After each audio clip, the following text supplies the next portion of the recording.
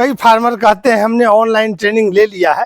इस वीडियो के माध्यम से मैं उनसे एक सवाल का जवाब जानना चाहता हूं। जब ऑनलाइन हम साइकिल चलाना नहीं सीख सकते, ऑनलाइन बकरी पालन सीखना कितना कठिन होगा, ये आप खुद अंदाज़ा लगाएं और कमेंट बॉक्स में हमें ज़रूर बताएं कि ऑनलाइन साइकिल चलाना सीखना संभव है या नहीं। अभी हमारे यहाँ इंट्रोटैक्सीमिया का लक्षण ज़्यादा पाया जा रहा है, इसलिए कि हमारे यहाँ बरसात ज़्यादा होती है, नई घास ज़्यादा जमती है, उसमें विषैले जीवाणु घूमते हैं, बैक्टीरिया के रूप में, हरे चारे के रूप में उनके पेट में चले जाते हैं और उन्हें अपच, दस्त, कब्ज इत्यादि होता है और अफारा का रूप लेकर के बकरी क्षण भर में मर जाती है। लेकिन ये घटना, ये लक्षण राजस्थान जैसे इलाके में हो सकता है, नहीं हो, क्योंकि वहाँ का मानसून कुछ है, वहाँ का वातावरण कुछ है और हमारे यहाँ का वातावरण कुछ है। मैं अपनी फार्म के बकरियों का ETTT का वैक्सीन करूँगा, आप इस वीडियो के माध्यम से देख सकते हैं।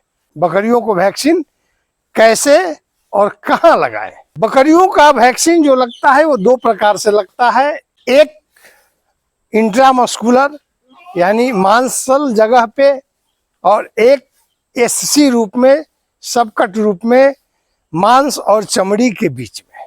ये दो प्रकार के वैक्सीन लगाए जाते हैं। हमारे इस BGF गुरु महाबलीपुर चैनल के माध्यम से आप उससे कुछ सीख सकते हैं।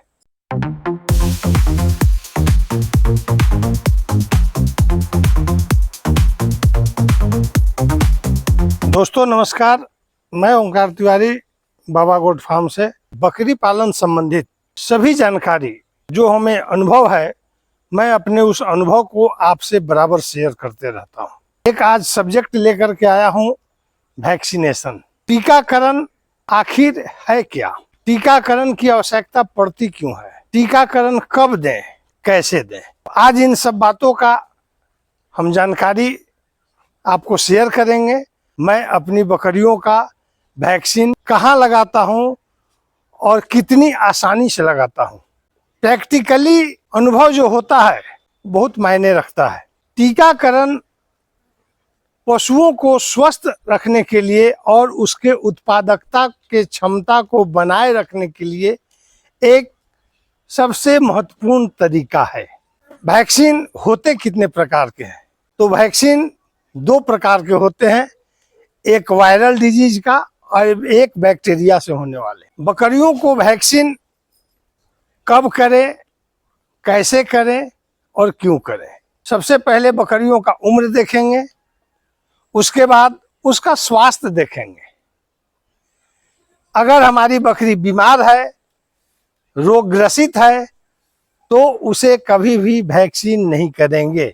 और क्षेत्र के अनुकूल आप अपने इलाके के पशु चिकित्सक से परामर्श ले करके और अपने पशुओं का वैक्सीनेशन करें, क्योंकि ये क्षेत्रीय घटना के ऊपर निर्भर करता है। जरूरी नहीं है कि आज जो डिजीज हमारे यहाँ है ये डिजीज राजस्थान में भी हो। जब भी आप वैक्सीन का खरीद करते हैं और वहाँ से खरीद करके जब वैक्सीन अपने फार्म पे लेकर के आते हैं, उस समय आपके पास इस तरह का एक केस होना चाहिए, डब्बा होना चाहिए, जिसमें आइस जो है पिघले नहीं, और इसके बीच में कूल मेंटेन करते हुए आपको वैक्सीन ले करके आना है। जैसा कि आप इसमें देख रहे हैं, ET+TT का वैक्सीन मैं ले करके आया हूं और कूल मेंटेनेंस प्रॉपर ढंग से किया गया है ताकि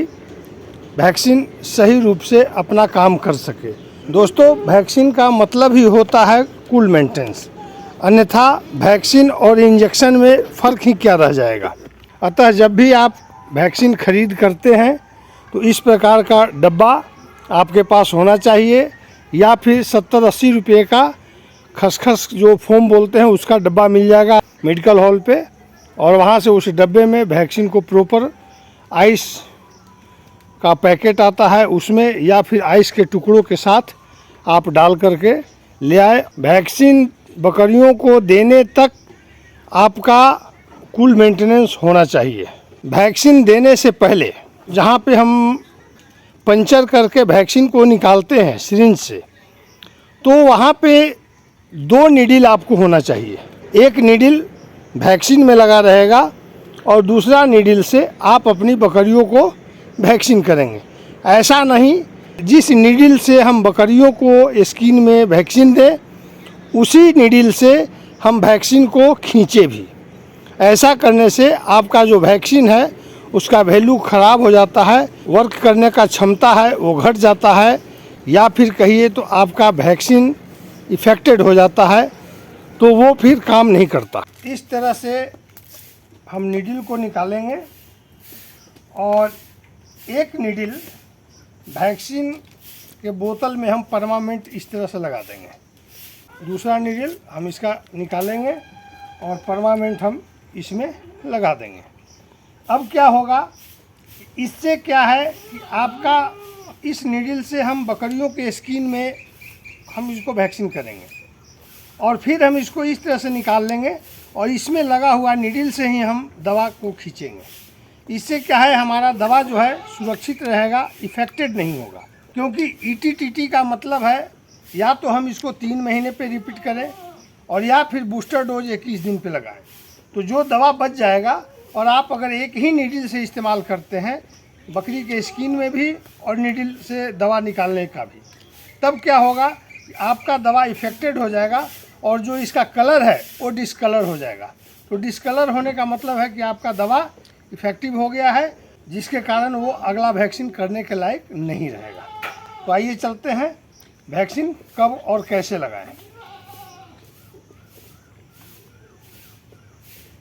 इसका डोज पर बकरी 2 ml है और ध्यान रहे 3 महीना से ऊपर ही बकरी के बच्चे को आप वैक्सीन करें, अन्यथा 3 महीना से कम वाले को ना करें। यहाँ पे जो चमड़ा है इसको हम 3 उंगली से भी बनाएंगे और भी बनाने के बाद हम इसको इस तरह से पुश कर देंगे और नीडल पकड़ करके और यहाँ पुश कर देंगे और यहाँ रब करेंगे। रब करना बहुत ज़रूरी है, अगर रब नहीं करेंगे तो यहाँ पर क्या है, कोई गांठ सा बन जाएगा कुछ दिनों के बाद। इसलिए इस तरह से रब करना, मिलाना बहुत ज़रूरी है। तो निकाल लेंगे और इसमें लगा हुआ नीडल से हम फिर दवा को ले लेंगे, आइस बॉक्स में इसको फिर डालेंगे, पुनः उसी नीडल को हम यहाँ लगाएंगे।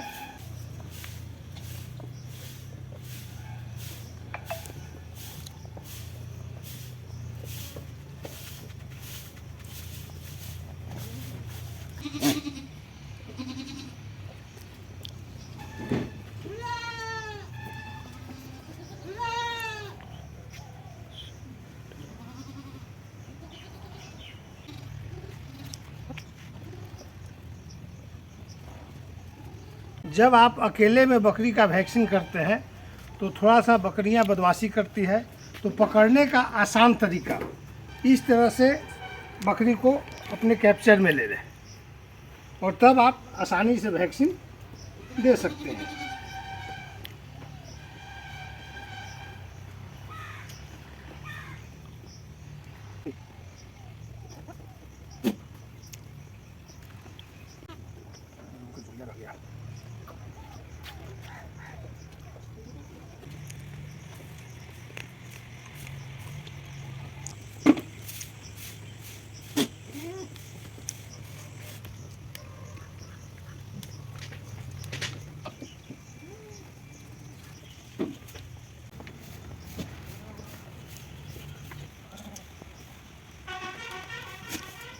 सभी बकरियों को वैक्सीन करने के बाद देखिए, जैसा कि वैक्सीन का कोई भी कलर में कोई अंतर नहीं आया, कोई परिवर्तन नहीं आया, वैक्सीन जस का तस है।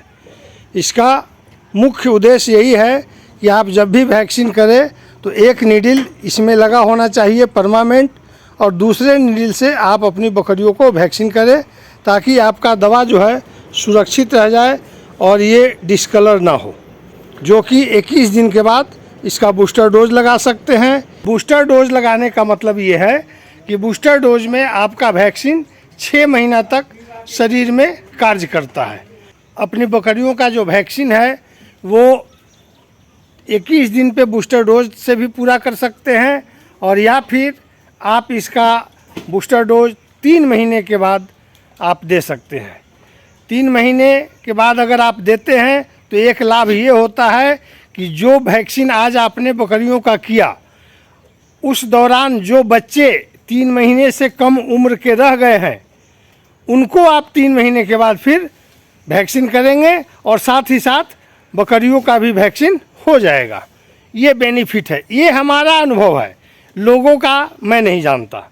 तो मेरा ये प्रोसेस है कि मैं वैक्सीन सिंगल डोज देता हूँ ETTT का, और उसके बाद दोबारा वैक्सीन हम 3 महीने के बाद करेंगे, ताकि जो बच्चे वैक्सीन से वंचित रह गए वो बच्चे फिर हम 3 महीने के बाद रिकवर कर लें। तो दोस्तों, आपने इस वीडियो के माध्यम से मैंने जो अपनी बकरियों को वैक्सीन लगाया, किस तरीके से लगाया और लगाने के बाद रब क्यों करते हैं, ये सारी जानकारी मैंने आपको शेयर किया है। वीडियो द्वारा दी गई जानकारी कैसी लगी अपने कमेंट बॉक्स में ज़रूर लिखेंगे। तब तक के लिए विदा लेते हैं, किसी नई जानकारी के साथ फिर मिलेंगे। तब तक के लिए जय हिंद, जय भारत।